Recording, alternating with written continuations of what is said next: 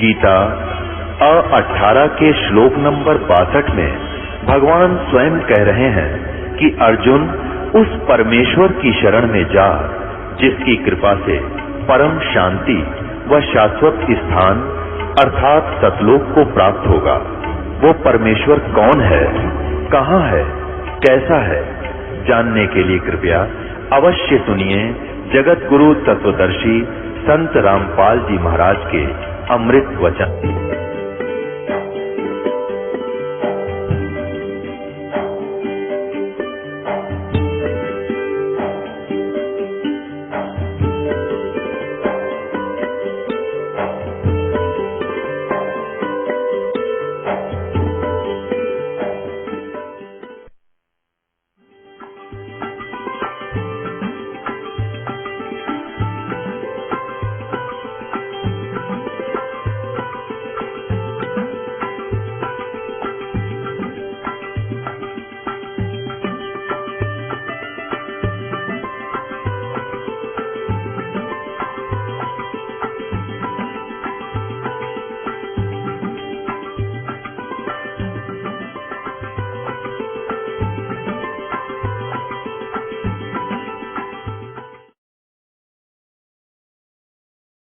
और उसने ये कह दिया था संत रूप में विराजमान श्री कृष्ण जी ने कि आज जो इस मेरे शेर का आहार बनेगा वो सीधा स्वर्ग जाएगा।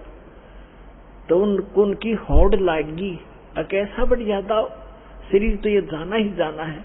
और आज दाव लगे तो रानी ने सोचा कि राजा ला गया नंबर ही होता है, ये तो हाथों हाथ स्वर्ग मिलने लग रहा, ये तो हाथों हाथ स्वर्ग मिल रहा है, इससे गोल्डन चांस क्या होगा हे भगवान।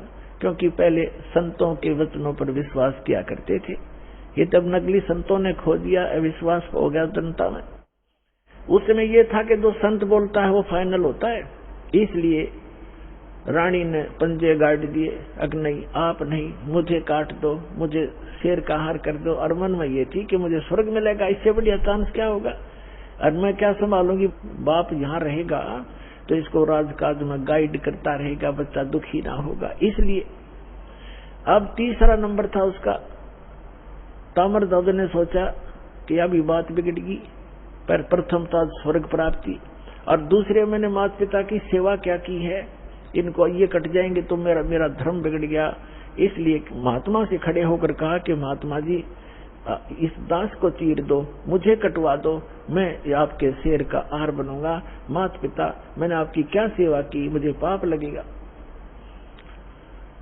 अब लास्ट में उन तीनों ने संत रूप में विराजमान श्री कृष्ण जी से कहा कि महात्मा जी आप ही फैसला कर दो हमारा, आप जिसको कहेंगे वही आपके हाजिर होगा।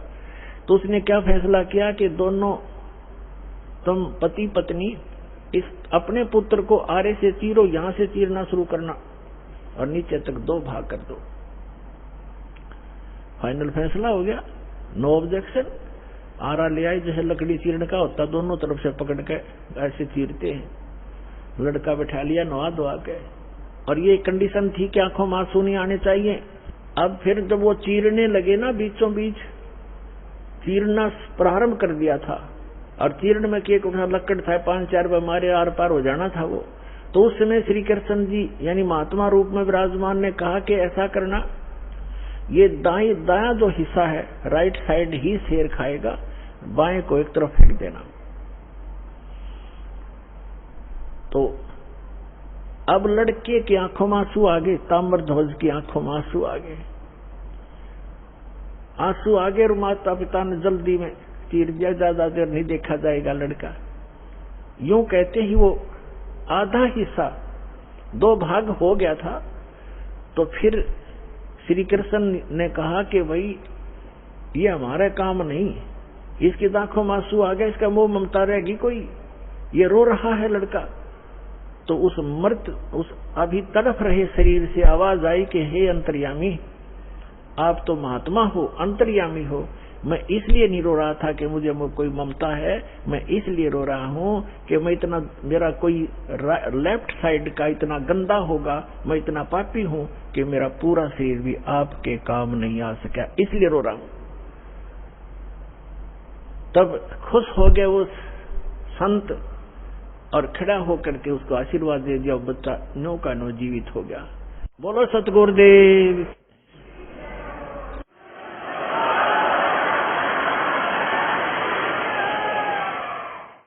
अब जब उसने जीवित कर दिया और कहा भाई मैं तो तुम्हारी परीक्षा लूं था बेटा, तुम सफल हो गए सारे, श्री कृष्ण ने कहा, और कहा कि मांग ले मोर ध्वज, क्या मांगना चाहता है? तुझे स्वर्ग में भेज दूंगा और बहुत समय तक तेरा स्वर्ग का राज लिख दूंगा, इंद्र की पदवी दे दूंगा। तब उस ज्ञानी मोर ध्वज ने क्या मांगा कि मुझे भक्ति दे दो भगवान, इस राज ने के चाटूंगा तो काल छोड़ना पड़ेगा, वहां का भी छोड़ना पड़ेगा। तो जिस स्तर की भक्ति श्री कृष्ण दे सकता था वह मोर ध्वज को दे दी, और लड़के को भी जीवित कर दिया। लेकिन जन्म मरण न श्री कृष्ण का समाप्त, न मोर ध्वज और ताम्र ध्वज का, न उसकी पत्नी का समाप्त हो सकता। अब कहने का भाव ये है कि अर्जुन ये देखकर इकट्ठा हो गया, न सुकड़ गया। जब श्री कृष्ण ने कहा कि अर्जुन आप डींग मारा करते कि मेरे जैसा कोई सेवक नहीं, तने सेवक तो देखे नहीं थे। जब अर्जुन ने कान पकड़ लिया, जी मैं तो घना निकम्मा आदमी था, मैं ये सोच बैठा था आज मेरी कति फड़क निकल गई, महापुरुष तो ऐसे होते हैं, मैं तो इनके चरणों की धूल भी नहीं हूं। अपनात्माओं, हमने श्री कृष्ण जी को परमात्मा इसलिए मान लिया था कि उन्होंने मोर ध्वज के पुत्र ताम्र ध्वज को आरे से चिरवा कर जीवित कर दिया, बस। और यहाँ परमात्मा ने फिर बताया कबीर जी ने कि वो अभिमन्यु को जीवित क्यों नहीं कर सके, वो तुम्हारे समर्थ भगवान। उसका कारण भी बताया कि ये समर्थ नहीं है। और ऐसी ऐसी तो बहुत से संत भी सिद्धियां रखते हैं जो मुर्दे को जीवित कर सकते हैं, लेकिन उनकी आयु नहीं बढ़ा सकते, किसी सूरत में नहीं बढ़ा सकते। आयु की वृद्धि केवल परमात्मा पूर्ण ब्रह्म कर सकते हैं। मासा घटे ना चल वधे, विदना लिखे जो लेख, और सच्चा सतगुरु मेट कर ऊपर मार दे मेघ। अब अर्जुन की फड़क निकालने के लिए उन्होंने ये लीला की, उधर से अपने भक्तों की परीक्षा भी करनी थी। इसी प्रकार इसकी समांतर एक उदाहरण है सम्मन सेव और नेकी का। कमाल के मन में यह अभिमान घर कर गया था कि मेरे जैसा सेवा करने वाला और मेरे जैसा वफादार सेवक इस संगत में नहीं है। और बहुत बार परमात्मा के सामने भी उसने ये मुंह खोल दिया था। तब परमेश्वर कबीर जी ने कहा कि भाई मैं भ्रमण के लिए निकलता हूं, मेरे साथ चलेगा कोई? तो कमाल ने कहा जी मैं तो आपके साथ चलूंगा, मेरे बगैर सेवा आपकी करेगा कौन? परमात्मा बोले चल। एक वाजिद नाम के एक राजा थे, वो घर त्याग कर चले गए थे, फिर उनको जंगल में भगवान मिले थे, उनको फिर अपने साथ रखा था, वो भी सेवक हो गए थे ज्ञान समझ के। तो वो दोनों जने वाजिद और कमाल और परमात्मा तीनों जने चल पड़े। उधर से सम्मन और नेकी उसकी पत्नी और सेवून का पुत्र। नेकी और सम्मन जो है दोनों चूड़ी पर पहनाने का काम किया करते, मनियार का। और ये स्वभाव बन जाता है भक्त अपने का, खासकर कबीर परमात्मा के बच्चे का नाम लेने के बाद वो ये सोचता है तेरा कल्याण तो निश्चित, और इस सामने वाले ने भी समझा दो किसी तरह। तो कोई जैसे कोई मजदूर जाता है किसी सेठ के काम करता है, उसको भी कोशिश करता है इसको ज्ञान बता दूं, लेकिन वो सातवें आसमान पर होता है, उसने एक मजदूर की बात कैसे सुनावे ना सुनो, लेकिन कोशिश रहती है कि इसकी किसी प्रकार बुद्धि सेट हो जाए, इसका जीवन नाश हो रहा है। हमारे भक्त की ये चेष्टा रहती है। तो वो सम्मन और उसकी पत्नी जहां भी चूड़ी पहनाने जाते थे बहनों को, तो परमात्मा की चर्चा शुरू कर देते थे। हमारे वो गुरु जी ऐसे हैं, सिकंदर लोधी को जलन का रोग हो गया था, वो ठीक कर दिया। स्वामी रामानंद जी का कत्ल कर दिया था सिकंदर लोधी, राजा दिल्ली के बादशाह ने, हमारे गुरुजी ने जीवित कर दिया उन्हीं के सामने। एक कमाल नाम का लड़का था, मरता बहता हुआ आ रहा था, हमारे गुरुजी ने वो जीवित कर दिया। हमारे गुरुजी बड़े सक्षम हैं, नाम लेने से मोक्ष हो जाता है, सदा दुख मिट जाते हैं, यहाँ भी सुख मिलते हैं। अपने आत्मा। अब वो गरीब व्यक्ति चूड़ी बेच के गुजारा करें, और मुश्किल से उनका निर्वाह चल रहा था। और वो समझाओ उन सेठों की, धनी व्यक्तियों की पत्नियों को, लड़कियों को, तो उनका कैसे बात गले उतरे, बल्कि उल्टा वो चिढ़न लाएगी। कहते हैं तुलसी पिछले पाप से हरि चर्चा ना भावे, और जैसे जबर के बेगते भूख पैदा हो जावे। किसी का मलेरिया बुखार हो गया हो, उसको काजू किस्मस भी कड़वी लगे, सेब भी कड़वे लगे, रोटी भी कड़वी लगती है, वो रोटी सेब कड़वे नहीं है। उस बुखार ने उसके शरीर की, रोगी के शरीर की व्यवस्था बिगाड़ दी, जिसको मीठी वस्तु भी कड़वी लग रही है। इसी प्रकार पापग्रस्त प्राणी को परमात्मा की चर्चा सुहाया नहीं करती, भाया नहीं करती, अच्छी नहीं लगती, वो दुख मानता है। अब वो कहा करती थी कि तुम्हें तो खाने को दाने नहीं, और तुम बताओ हम तुम्हारे गुरुजी इतने सक्षम है, फलान है, चुप रहो, अपना काम करो। अब इस बात पर वो भी कई बार अपने आप में दुखी हो जाते थे कि सचमुच ये कह तो ये रहे हैं कि तो हमारे पास तो चौवन्नी नहीं, समय का पर आहार नहीं मिलता कई बार तो, और लेकिन हमारे गुरुजी में कमी कती नहीं। ये दिल वो डांट ही लेते थे, ज्ञान ऐसा हो चुका था। तो पुण्यात्माओं, ये कथाएं हैं, ये आपके लिए गाइडलाइन है। आप जी विचलित ना होना, कुछ भी हो आने दो समय। परमात्मा कहते हैं कल्पे कारण कौन है, कर सेवा नी काम, और मन इच्छा फल देऊंगा जब पड़े मेरे ते काम। अब लोगों के नहीं सुनना, आपका फर्ज है किसी को समझाने का चेष्टा करते रहो, बताते रहो।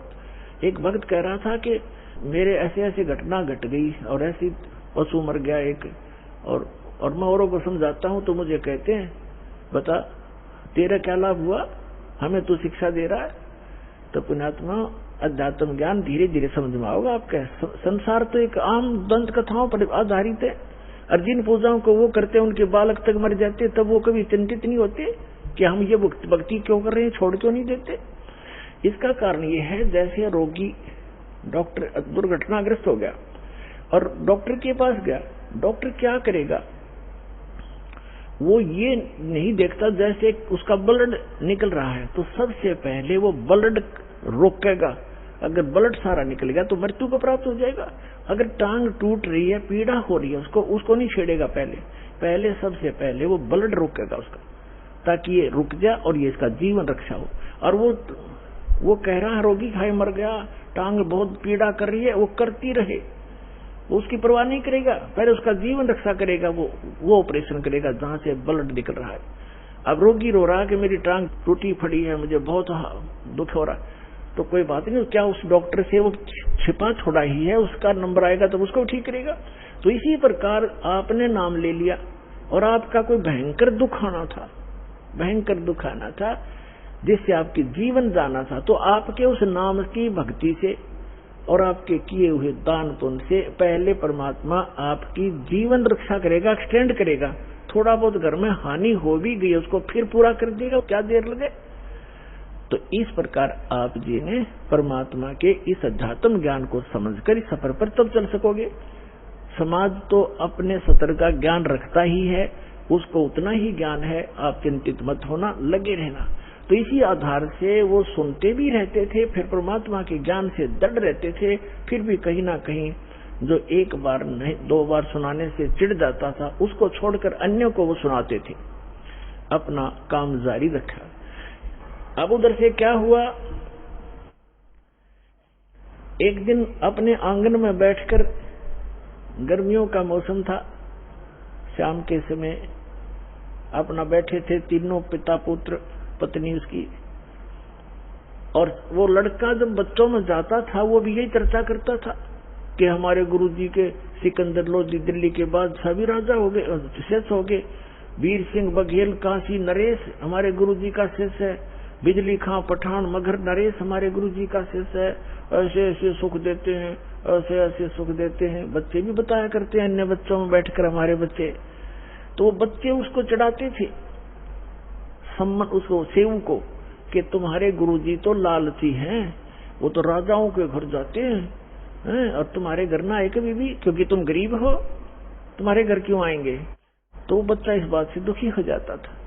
अपनी माँ से एक दिन कह रहा था, दोनों पिता पुत्र वहीं बैठे थे, उनकी माँ भी बैठी थी बच्चे की। तो लड़का कहने लगा, पिताजी गुरुजी कभी अपने घर भी आएंगे?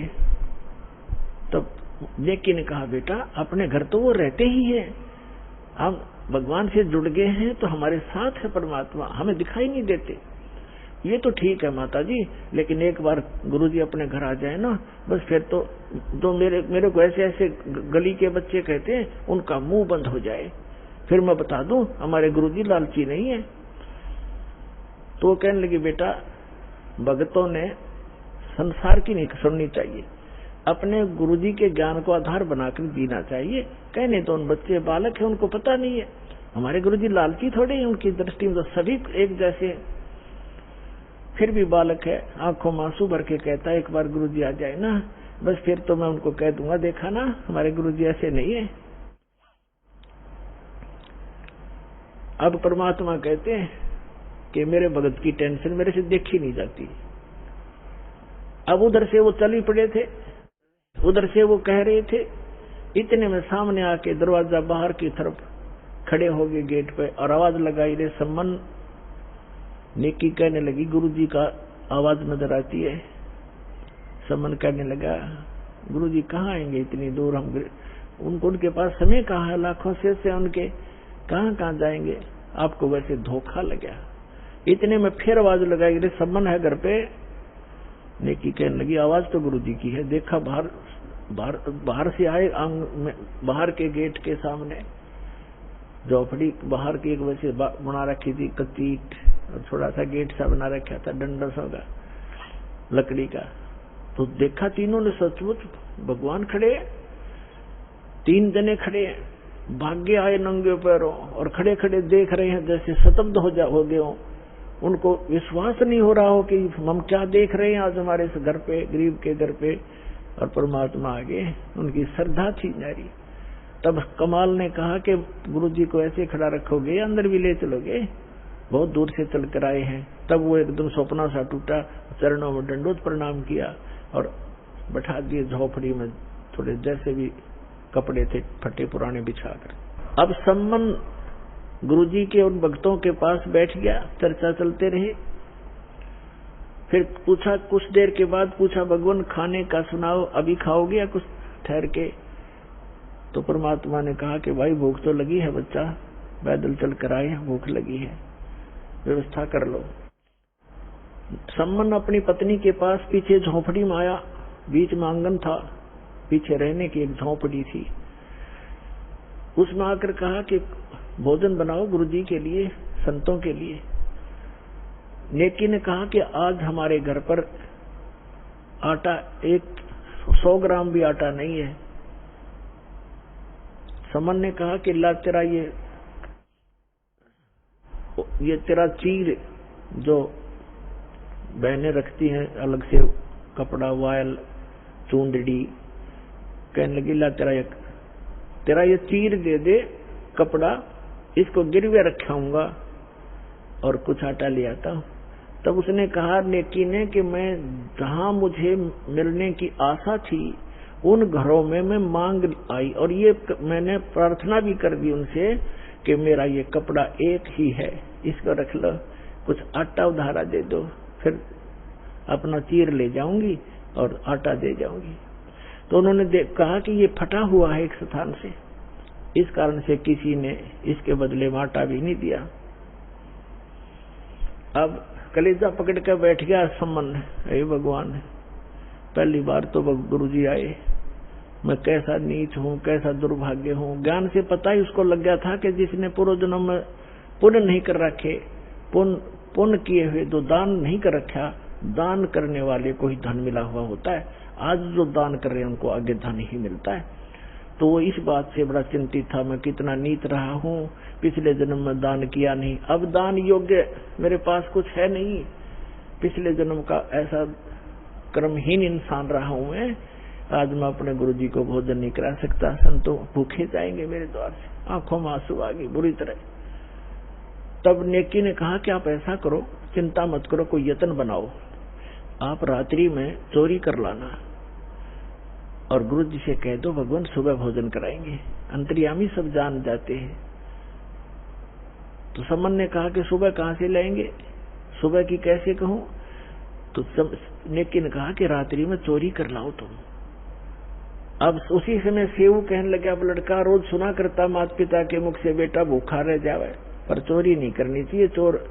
चोरी करने वाला व्यक्ति कभी भी सक्सेस नहीं होता, उसका नाश होया करता है, महाअपराधी व्यक्ति होता है। तो सेऊ कहने लगा कि माता गुरुजी रोज सत्संग में सुनाते हैं चोरी नहीं करनी चाहिए, और आज मैं आपके मुख से सुन रहा हूं कि चोरी कर ले हम, इससे अच्छा तो हम मर जाएं वो अच्छा है, भूखे मर जाएंगे, गुरुजी से हाथ जोड़ देंगे। तब लेकिन कहा बेटा बात सुन पुत्र, तेरी बात बिल्कुल सही है, चोरी करने वाले का नाश होता ही होता है, विनाश होता है। लेकिन पुत्र हमने इस नगरी में कुछ समय व्यतीत किया है और यहाँ का अन्न पानी हमने खा रखा है। ये बालक हैं नगरी वाले, जानबूझ कर आटा नहीं दे रहे, न 2 किलो आटा, कोई 3 किलो आटा, दुबर होता है इतने बड़े। अरे सेठ हैं ये सारे, पैसे वाले हैं। लेकिन आज ये क्या कह रहे हैं कि तुम रोज डींग मारा करते, बड़ाई करते थे, हमारे गुरुजी ये कर देते, हमारे गुरुजी ये कर देते। आज तुम्हारे गुरुजी पे घर भरवा लो तुम। आज तुम्हारे घर तुम मांगते क्यों फिरते हो, तुम्हें घर पे तुम्हारे घर भर देगा भगवान तुम्हारा। इस कारण से भी वो हमें कुछ भी सहयोग देने को तैयार नहीं बेटा।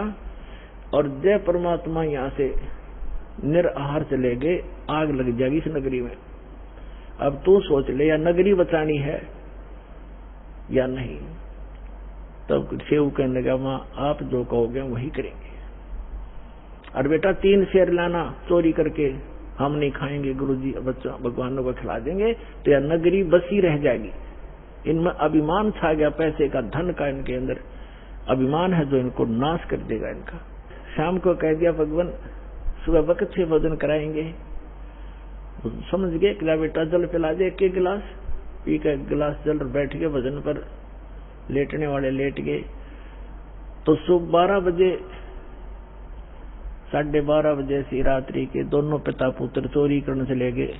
एक लाला जी के घर में एक सेठ, पहले कच्ची ईंटों का मकान होते, या छोटी ईंटें होती थी बिल्कुल छोटी, तो कच्ची ईंटों का वो मकान था, उसमें सुराख कर लिया, ऐसा अंदर प्रवेश कर दिया, ऐसे घिसट गए। तो सम्मन ने कहा कि बेटा तू बाहर रहना, मैं अंदर जाता हूं, और यदि लाला जी जाग जावे मैं आटा बांध के कपड़े में और बाहर फेंक दूंगा, तू लेके भाग जाना। तब सेऊ ने कहा पिताजी अंदर मैं जाऊंगा, और यदि लाला जी सेठ उठ गए, जाग गए, तो मुझे पकड़ भी लेंगे, तो मैं बालक करके मुझे माफ कर देगा राजा, और नहीं ये राजा चोरों को माफ नहीं करता, फांसी देता है। और पिताजी आप तो बड़े हो, आपको क्षमा नहीं करेगा। तब सम्मन ने कहा बेटा अगर तेरे को फांसी दे दी तो मैं क्या करूंगा, जी कर, मेरा कहाँ ठिकाना होगा। तब सेव ने कहा नहीं पिताजी ये मेरी अर्ज मानो, और मैं फिर भी बालक हूँ, मुझे क्षमा हो जाएगी, मैं जाता हूँ। यूं कहकर वो घुस गया। तब सम्मन ने कहा बेटा 3 शेर से ज्यादा नहीं लाना।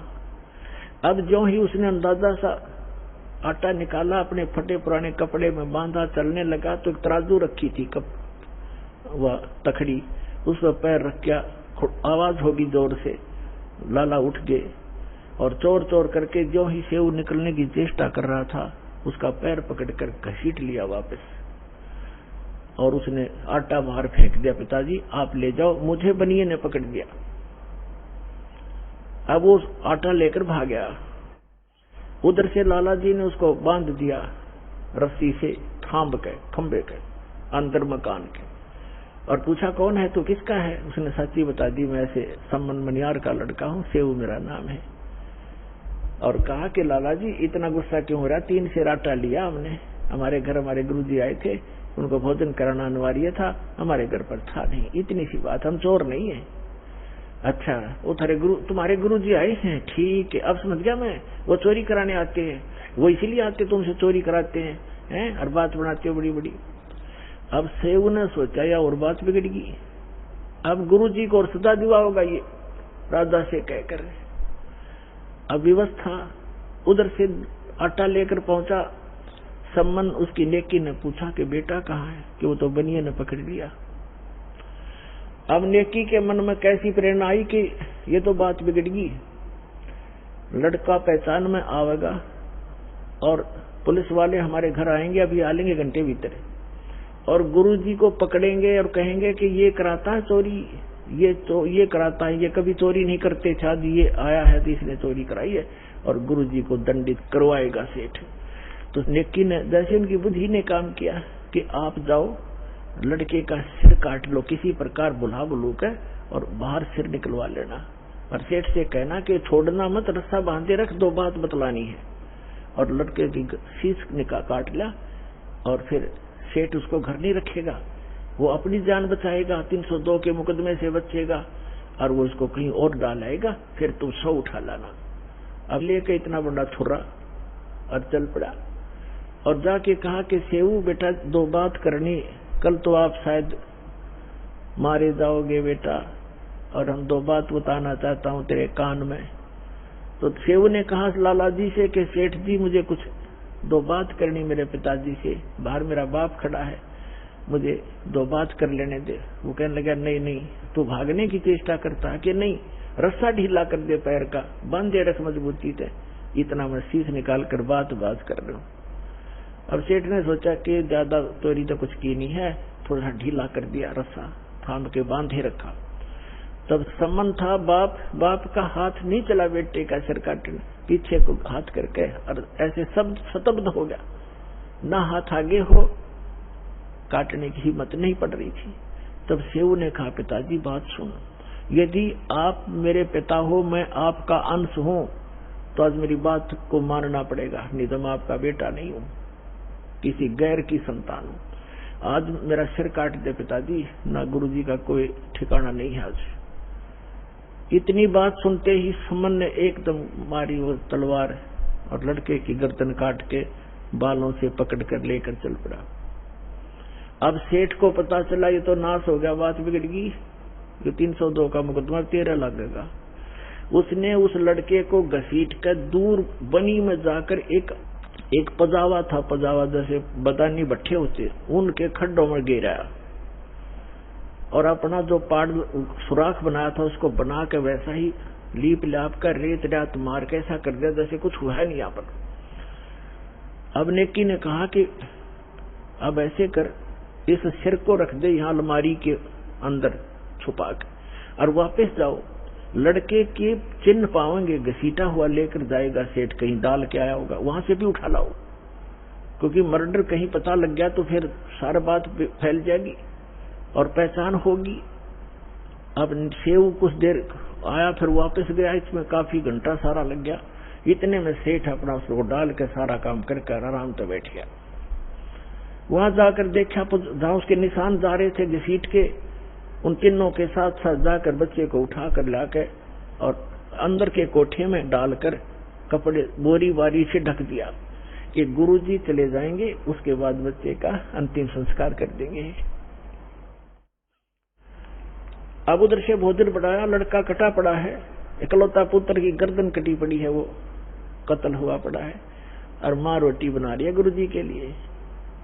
भोजन बना के और कहा सम्मन से कि बुलाओ महात्मा जी को, गुरुजी को जल्दी भोजन करा देंगे, फिर ये प्रस्थान कर जाएंगे वक्त से। सुबह 5 बजे भोजन करा दिया, 4:30 बजे बना दिया। महात्मा जी उठे, सबने परमात्मा उठे, उनके तीन पात्रों में, 3 दोनों में भोजन डाल दिया, सारा जितना बना रखा था। परमात्मा ने कहा भाई ऐसे करो, इसको 6 दोनों में डालो, 3 तुम हो 3 हम हैं। तो सम्मन ने कहा महाराज जी हम तो फिर खा लेंगे, आप खाओ। नहीं, परमात्मा बोले प्रसाद बनाएंगे भाई प्रेम, और सब खाओगे, बैठ जाओ। अब वो दोनों बैठ गए, उन्हें 5 पात्रों में कर दिया उसको। परमात्मा ने कहा 6 में करवाई। अब वो 6 में कर दिया, 5 बैठ गए खाने के लिए अपने अपने सामने रख के, और यूं नहीं बताना चाहते कि लड़का ऐसे हो गया। अब वो ये सोच रहे थे गुरुजी पूछेंगे तो बतावांगे, हम जिक्र भी नहीं करना चाहते, और पूछेंगे तो कह देंगे जी कहीं खेलने चला गया होगा। वो तो अंतर्यामी थे, कहाँ पूजना था उन्होंने। तब कहा कि आओ सेऊ जीम लो ये प्रसाद प्रेम, बेटा शीश कटते हैं चोरों के और साधा को नितक सेम। कहते हैं सेऊ धड़ पे शीश चढ़ा वो बैठा पंगत मां और नई निशानी गर्दन कहियो ओ सेऊ उकना। बोलो सतगुरुदेव।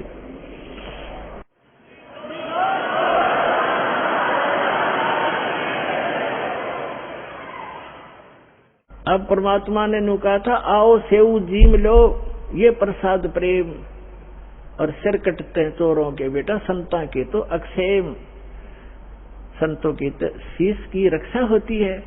आ जाओ आप भोजन पाओ। कहते हैं सेऊ धड़ पर शीश चढ़ा, अपने आप शीश उठकर उस धड़ पर लगकर और सेऊ भाग्या आया बाहर बैठ के और भोजन पंगत में बैठ गया खाना खाने के लिए। और माता पिता ने निशान देखा कि निशान भी नहीं गर्दन के कहीं कटे हुआ। अंदर उठकर जाकर देखा वो शव नहीं, वो शीश नहीं, वहां रकत के कुछ धब्बे जरूर पड़े हैं।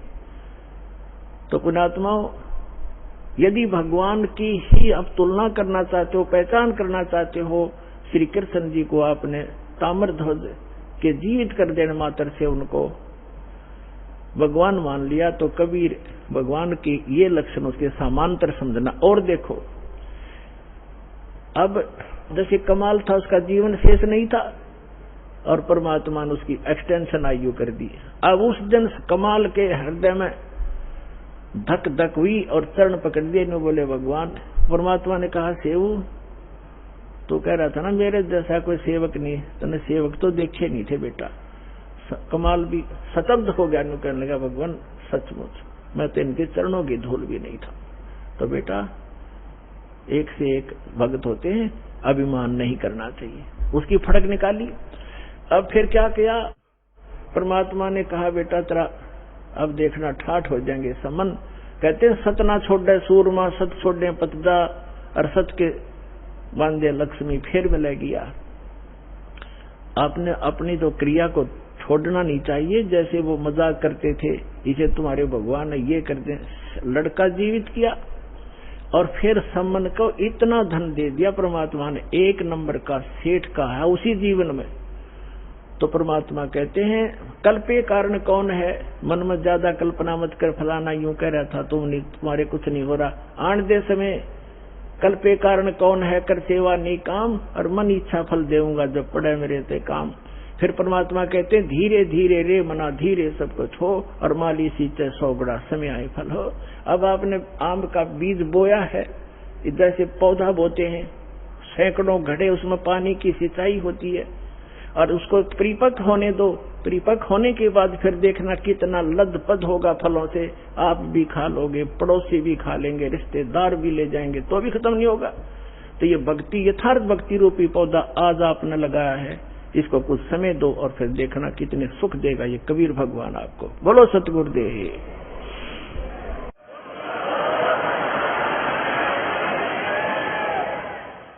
तो पुण्यात्मा इस सत भक्ति के करने से आपको यहाँ भी सहायता मिलेगी और उस स्थान पर चले जाओगे जहाँ कोई दुख नहीं। अपनी भक्ति करो, औरों को समझाओ और बार बार सतलोक आश्रम बरवाला माओ। बोलो सतगुरुदेव।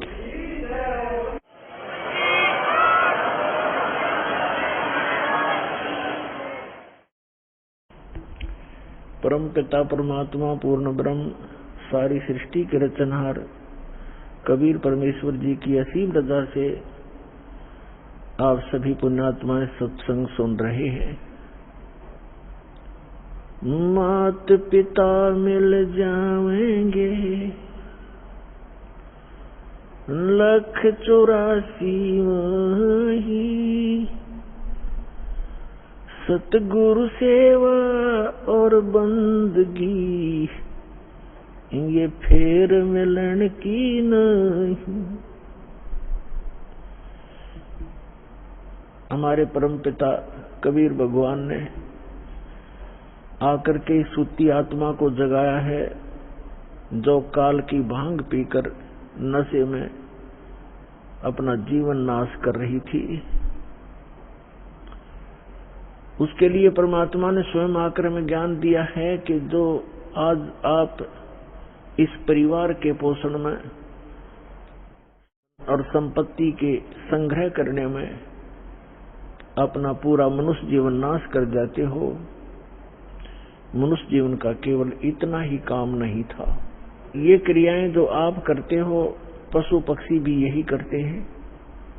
फिर मानव शरीर के मिलने का उद्देश्य क्या था, आवश्यकता क्या थी, ये परमात्मा स्वयं आकर ज्ञान कराते हैं।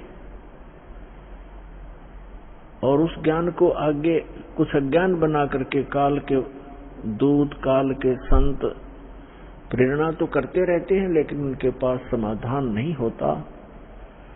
जिसके पास समाधान नहीं है वो ज्ञान भी व्यर्थ है। जैसे किसी को कोई रोग है, किसी ने बता भी दिया कि आपको अमोक रोग है, औषधि है नहीं, और है तो वो डुप्लीकेट है, तो वो ज्ञान भी, वो समाधान भी, वो दोनों व्यर्थ हैं, यूजलेस हैं। ठीक इसी प्रकार तत्व ज्ञान के अभाव से जो भक्ति भी करते थे, मनुष्य जीवन का उद्देश्य भी जो संत बता दिया करते थे कि इसका आत्म कल्याण ही मनुष्य जीवन का उद्देश्य है, लेकिन उनके पास समाधान नहीं था। तो परमात्मा ने के समाधान भी बताया है और ये तत्व ज्ञान भी बताया है। क्या बताया है परमात्मा ने कि माता पिता मिल जाएंगे इस 184 माह, जहां भी आपका जन्म होगा, कुत्ते की योनि में जाओगे वहां भी माता पिता मिल जाएंगे, गधे की योनि में जाओगे वहां भी आपको माता पिता मिल जाएंगे, पक्षी बनोगे वहां भी माता पिता मिल जाएंगे, मनुष्य जन्म होगा वहां भी माता पिता मिल जाएंगे। लेकिन मनुष्य जीवन के अतिरिक्त, मनुष्य शरीर के अतिरिक्त हमें परमात्मा नहीं मिल सकते, सतगुरु नहीं मिल सकते। इसलिए परमात्मा बताते हैं कि माता पिता मिल जाएंगे 184 माह, और सतगुरु सेवा और या बंदगी वही फिर मिलन की ना। मानुष जन्म पाया कर जो नहीं रट हरि नाम, जैसे कुआ जल बिना फिर बनवाया क्या काम।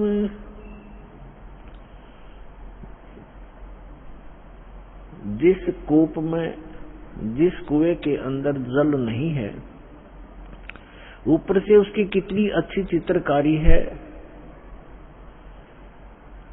और कितना चाहे पक्का स्ट्रक्चर है, यूजलेस है वो, उसका कोई लाभ नहीं, उसमें जल नहीं है। तो इसी प्रकार जो मनुष्य जीवन प्राप्त प्राणी कितना ही उच्च पोस्ट प्राप्त है, कितना ही उसका सुंदर शरीर है, यदि उसमें भक्ति नहीं, सत्य भक्ति नहीं है, तो ऐसा है जैसे जल रहित कूप होता है। मानुष जन्म पाय कर जो नहीं रटे हरि नाम, जैसे कुआ जल बिना बनवाया क्या काम। मानुष जन्म दुर्लभ है ये मिलन बारंबार, जैसे तरवर से पत्ता टूट गिरे वो बोर न लगता डर। इसके लिए परमात्मा हमें याद दिलाते हैं, आपके पास मानव शरीर भी है और आपको सतगुरु भी मिल गए हैं। तो फिर क्या बताते हैं कि समझा है तो सिर धर पाओ, बहुर नहीं रे ऐसा दाव। फिर परमात्मा हमें याद दिलाते हैं कि राम नाम रटते रहो, राम नाम रटते रहो, जब तक घट में प्राण, कभू तो दीन दयाल के भनक पड़ेगी कान। आज कहे मैं काल भजूं और काल कहे फिर काल, आज काल के करते ही तेरा समय जावेगा चल। आज कला लीजियो कल किसको होई, यो तन माटी में मिले है जाने सब कोई। काल करे सो आज करे, आज करे सो अब, पल में प्रलय हो जागी भाई फिर करोगे कब। आज कला लीजियो कल किसको होई, ये तो न माटी में मिले है जाने सब कोई। लखी करोड़ी चले गए बहु जोड़े खजाना, जातन चंदन लेपते सो धरे मसाना। अस्थि घोड़े पालकी दल बल बहु साजा, रावण से राजा गए भाई 1.25 लाख संगी गए वो रावण से राजा। लखी करोड़ी चले गए बहु जोड़े खजाना, जातन चंदन लेपते सो धरे मसाना। अस्थि घोड़े पालकी दुलबुल बहु साजा, 1.25 लाख संगी गए वो रावण से राजा। कुंभकर्ण से वीर थे वो लंका छत्रधारी, बिना नाम वंश डूबेगा न्यो समझावे नारी। विभीषण पद भेद दिया वो निर्गुण निर्वाणा, रावण दुई बिसार रे तज गर्भ गुमाना। बड़चक विकाल चक्कर पड़े जिन नाम बिसारा, कंस के सी चाणोर से धर बाल पछारा। हिरणा कुछ समझा नहीं प्रहलाद पढ़ावे, उदर विनाशा आन के तब कौन छुटावे। जरासंध से मारिया और सहसरा बाहु, ग्रह से गज छुटाई या निज नाम है साहू। दुशासन पर ले गए वो 71 भाई, दुर्योधन की देह को तन गीद ना खाई। सूक्ष्म रूप धर कर किन्हीं कबीर सहाय, कृष्ण को तो महिमा दीनी है सतबाए। सूक्ष्म रूप धर कर किन्हीं कबीर सहाय, श्री कृष्ण को तो महिमा केवल दीनी है सतबाए। मोक्ष मुक्ति सतनाम से बदली जो सोई, अगम दीप सतलोक में तब बासा होई। 88 दीप में उत्पत्ति की खानी, दास गरीब सत भक्ति मिले तब सथिर होत प्राणी। पुण्यात्माओं, सौभाग्य आपका, धन आपके माता पिता जिनसे जन्म हुआ, क्योंकि अच्छी संतान अच्छे ही माता पिता को प्राप्त होती है। अच्छी संतान वही है जो भगवान से डरने वाले, परमात्मा की तरफ में भटकने वाले और बुराई से डरने वाले होते हैं, वही अच्छी संतान होती है। और वो अच्छे माता पिता से उनका जन्म हुआ करता है। तो ऐसे संस्कार आपको जो प्राप्त हैं, ये बहुत ही कम चांस है इस मानव जीवन में। आप बालक को आपको ज्ञान नहीं, ये दास इस मार्ग का मास्टर बना दिया कबीर भगवान ने।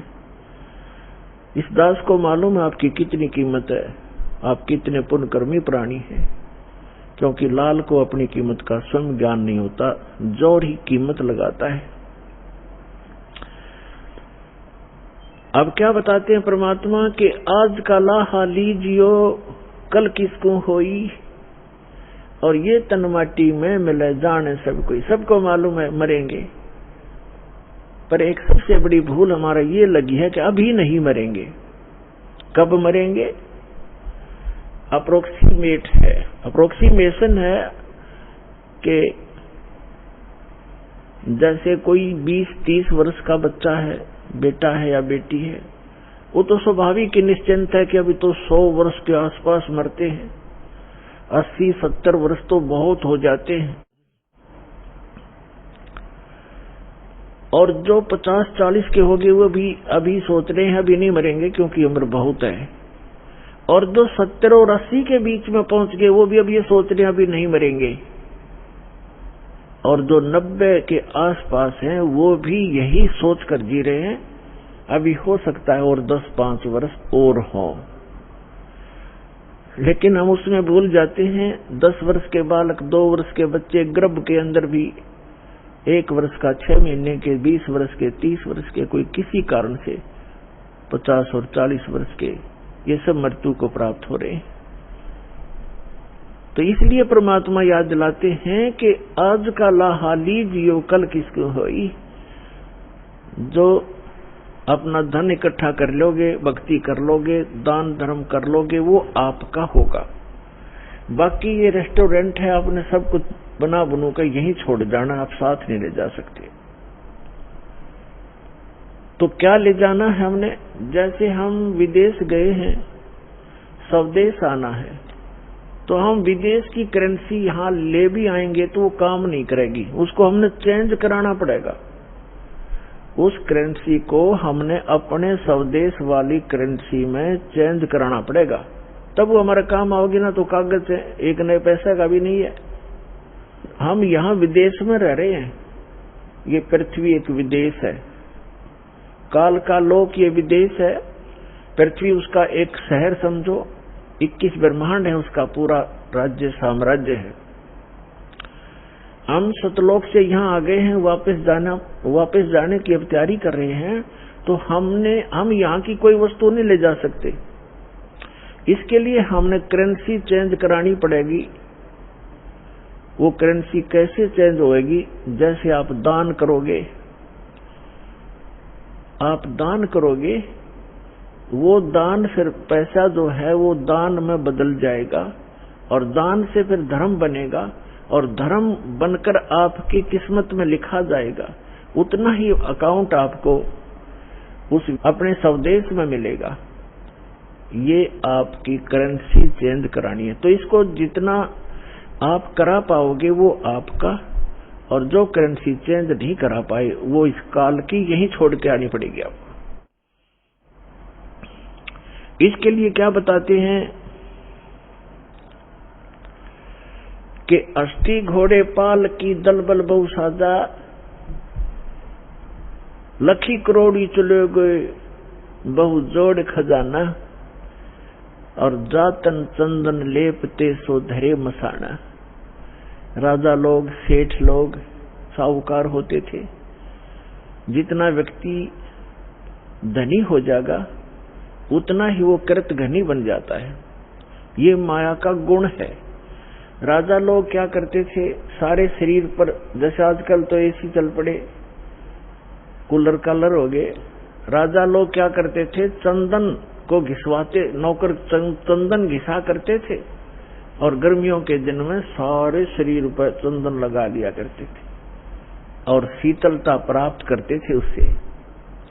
चंदन की लकड़ी का बुरादा, चंदन जो है बहुत शीतल होता, ठंडा तासीर होती। इसी प्रकार सेठ और साहूकार। तो परमात्मा कहते हैं जातन चंदन लेपते, जिसके शरीर पर चंदन लेपन होता था और भक्ति करी नहीं, बकवाद करके जीवन नाश कर गए, पिछले जन्म के पुण्य कर्मों को पूर्व जन्म की बैटरी से राजा बन गए। जब तक पूर्व जन्म के पुण्य चलते हैं ये राजा राज्य भोगता है, धनी अपना धन का सुख लेता है, और यदि भविष्य की भक्ति ठीक ना बनी, शास्त्र अनुकूल साधना नहीं हुई, चार्जर नहीं लगा, तो पूर्व जन्म की बैटरी जिस दिन डिस्चार्ज होगी यानी पूर्व जन्म के पुण्य आपके जिस दिन समाप्त हो जाएंगे, उस दिन तुरंत ही अचानक पैर टूटने शुरू हो जाएंगे। जैसे राजा लोगों का इतिहास देख लो आप, पिछला पुराना इतिहास हम पढ़ा करते थे। कोई राजा 5 वर्ष राज्य किया, किसी ने 10 वर्ष किया, किसी ने 12 वर्ष किया, और काल जब कर्म बिगड़ते ही इंसान के, कोई ना कोई काल प्रेरणा से दूसरा राजा आके उस पर आक्रमण कर देता है, उसकी नींद हराम हो जाती है, मारा जाता है, लुट जाता है, बच जाता है, जंगलों में धक्के खाता है, तो अब बैटरी उसकी समाप्त होगी और मृत्यु के उपरांत राजा गधे की योनि में जाता है। तो यहां परमात्मा कहते हैं कि जैसे अगम निगम को खोज ले, बुद्धि विवेक विचार, उदय अस्त का राज मिले, तो बिन नाम बेगार। कितना सटीक उदाहरण दिया है परमात्मा ने कि जरा सा बुद्धि से काम ले मानो, अगम निगम को खोज ले, अपने भविष्य को विचार कर, और बुद्धि विवेक विचार, उदय अस्त का राज मिले, तो बिन नाम बेगार। यदि पृथ्वी पति बन जावे, उदय यानी जहां से सूर्य उदय होता है और अस्त होता है, अर्थात पूरी पृथ्वी पर जिसका शासन हो, उसको उदय अस्त का राजा कहते हैं। उदय अस्त का राज्य मिले तो बिन नाम बेगार। अब बेगार तो अब शायद किसी बच्चों को ना याद हो, उसका एक डिफाइन करना पड़ेगा उसको। पहले सन 60 के बाद 66-67 में 68 के अंदर हरियाणा में प्रांत अलग हो गया था, इसमें इतना विकास नहीं था, सड़कें बन गई। फिर ये 3 व्हीलर चला करते थे पेट्रोल के, ये बड़े बड़े जिनको 3 पहियों वाले 3 व्हीलर के बड़े वाले, और वो गांव से शहर में जाया करते थे।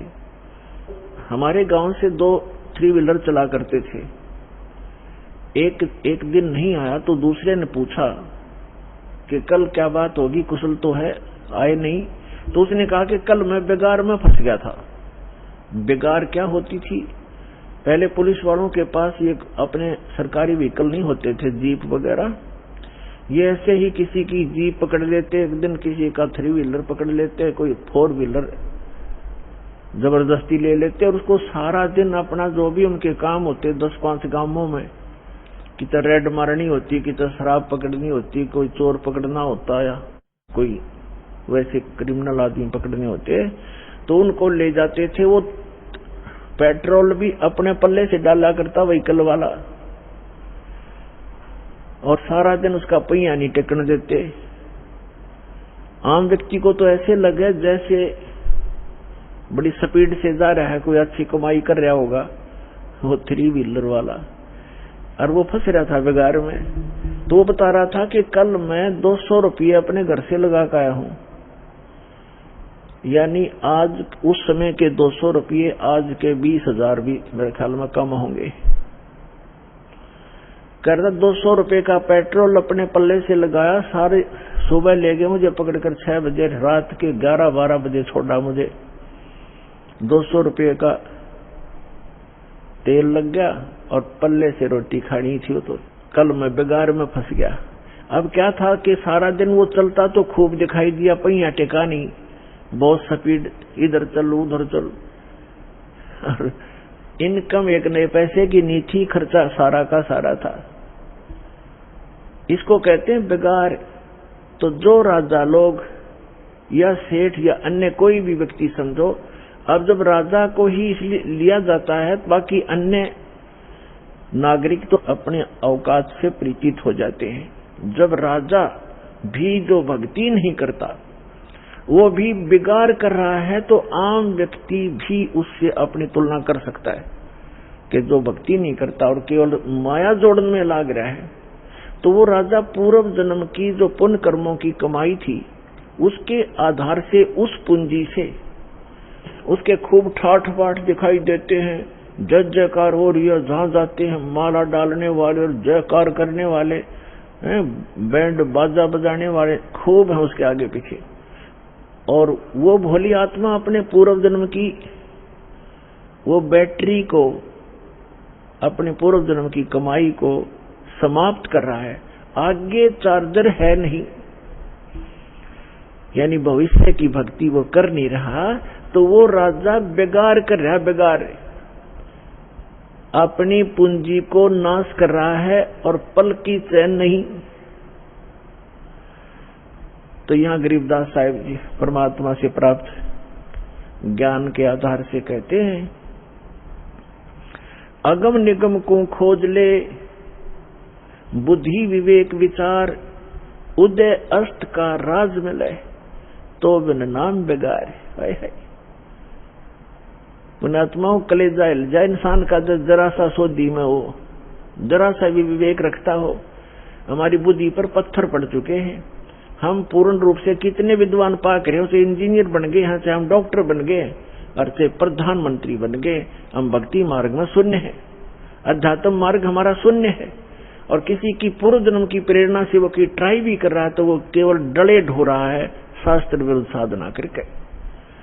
तो सौभाग्य आपका, आपको ज्ञान सुनने को मिला, और धन्यवाद करा करो उस परम पिता भगवान कबीर साहिब का कि ये ज्ञान आप तक पहुंच चुका है। इस दास को पता है, या मेरे साथ जब से लगे हैं आपके भाई बहन कितना संघर्ष करके आप तक ये ज्ञान पहुंचाया। न ये काल के दूत, ये दुष्ट लोग इस ज्ञान को ऊपर नहीं आने दे रहे थे। 600 वर्ष पहले परमात्मा आकर चले गए, क्योंकि हम अशिक्षित थे, हमारे पूर्वज, और इन दुष्ट लोगों ने हमारे तक वो परमात्मा का ज्ञान नहीं आने दिया। ये कहकर के कबीर तो अशिक्षित है, ये ब्रह्मा विष्णु महेश की निंदा करता है, ये देवताओं की निंदा करता है, इसको मारो पत्थर, इसको भगा दो। और जब से इस दास पर दया हुई परमात्मा की, दास की नींद खुली और ये तत्व ज्ञान हुआ, उसी दिन से बेचैनी बन गई। जिसको समझाऊं उल्टा पड़े। कबीर साहब कहते हैं, साच कहूं जग मारन आवे, और झूठ कही ना जाइयो, और सच न पूरा पावते झूठों जग पति आइयो।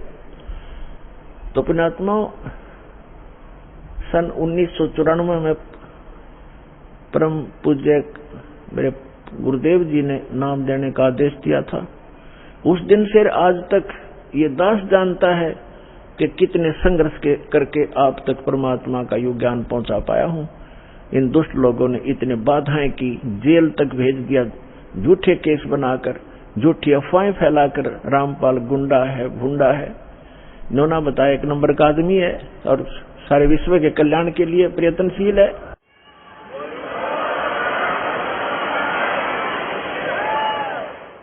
तो पुण्यात्माओं, आप सभी का कर्तव्य बनता है अपने बहन भाइयों तक ये ज्ञान पहुंचाने का। इस मार्ग के अंदर सबसे पहला आपको सहनशील बनना पड़ेगा, क्योंकि ये ऐसा ज्ञान है जो भी सुनता एक बार उसमें तूफान आता ही आता है।